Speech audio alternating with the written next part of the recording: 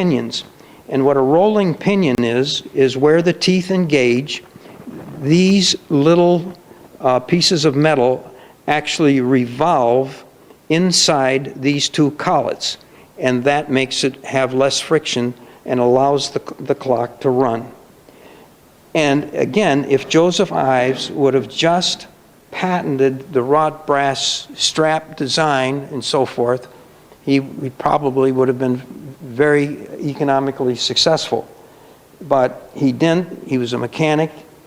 He made some money in 1830, actually. He did pretty well with that particular company. And that became direct competition to the wooden gear clocks. And it was the beginning of the end for the wooden gear clocks. The wooden gear people countered by making 8-day wooden gear clocks, which was not all that practical. They got copied.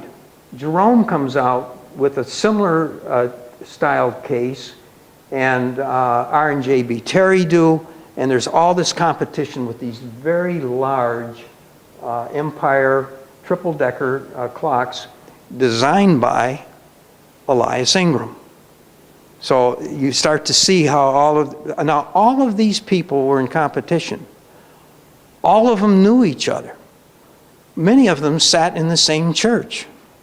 So they knew what was going on in every part of the factory, everything that was happening. So there were no secrets here in Bristol during that period of time. But the real innovation and the thing that was more dramatic happened about 9 years later. We had a panic, a financial meltdown in 1837. Now, interestingly, looking back at it, the cause of that depression was excess credit on speculation in land. It's not like we ever learn anything. I was just thinking that. So the clock industry went in a tailspin. Companies went bankrupt.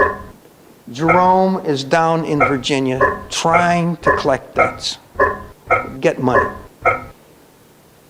His account in his autobiography, and he was a self-promoter, said, "I had this vision of producing a cheap one-day brass clock that would undersell the wooden gear 30-hour clock." And he came back, and his brother, who we really don't know who trained him, but he was the movement designer. And Noble Jerome, with supposedly the supervision of his brother, designed a movement that was the most practical, simple, inexpensive brass movement ever made, and it went on to produce millions of these clocks.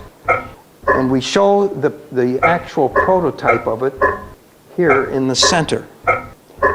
Now notice that the dial has a big hole in it. Yes. Why do you think that was? I guess just so you can see the actual movements being there, showcasing the technology, the development. This is not a wooden gear cheap clock. This is a brass high quality clock. Not only is this all brass, these are mirror polished. I can see, yes. You can actually, if you hold one up to your face, you can see your face in it. This front piece, the solid escape wheel, these wheels are visible, all are solid, so that you can tell that this is a brass clock. No question about it. It was a self-advertising thing.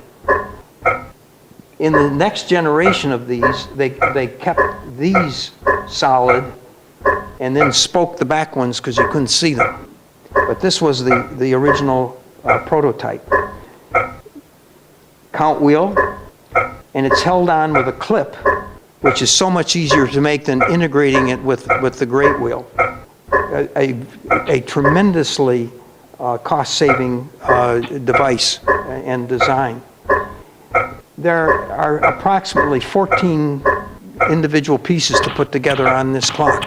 There's nothing that's been ever simpler.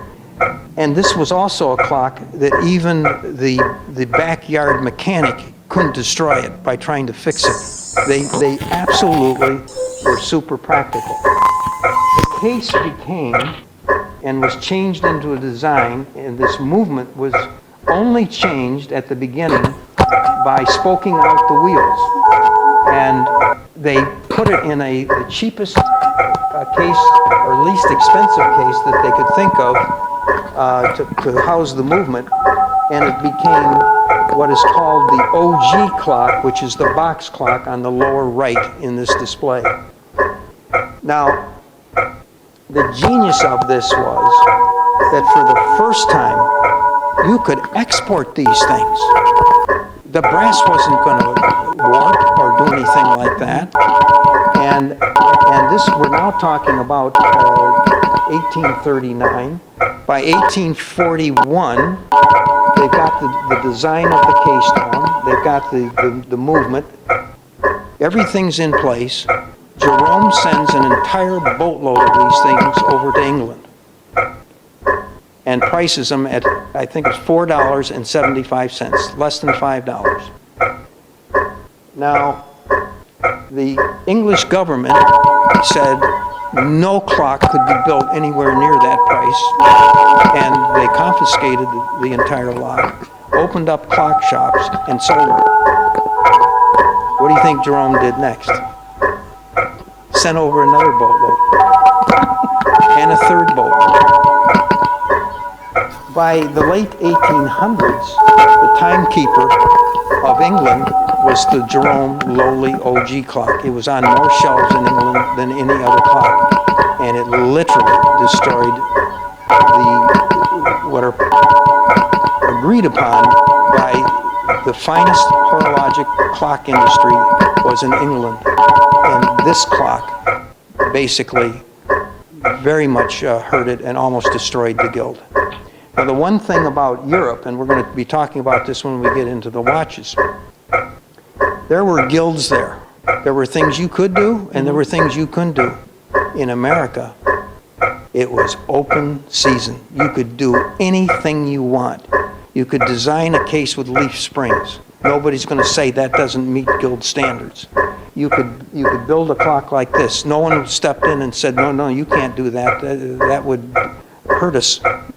No, it was open competition, open design, anything goes, let the market decide, and the market decided in favor of Chauncey Jerome.